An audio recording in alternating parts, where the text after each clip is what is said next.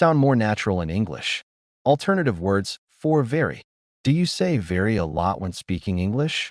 Don't worry, so do native speakers. But sometimes, using a stronger word can make your English sound more natural.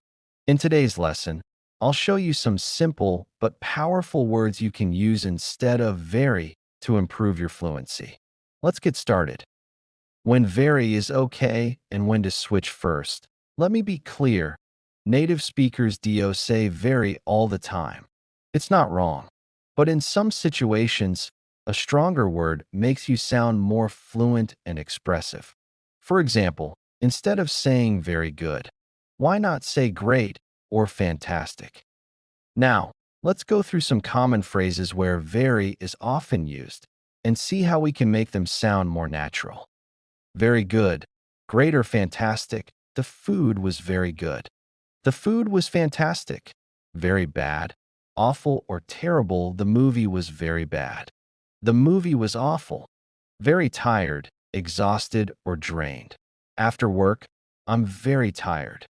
After work, I'm exhausted. Very hungry, starving or famished. I didn't eat all day. I'm very hungry. I didn't eat all day. I'm starving. Very happy, thrilled or overjoyed.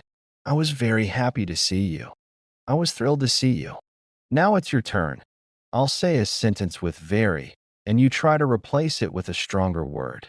The test was very easy. The test was simple. She was very angry. She was furious. The weather is very cold. The weather is freezing. That's it for today's lesson. Which new word was your favorite?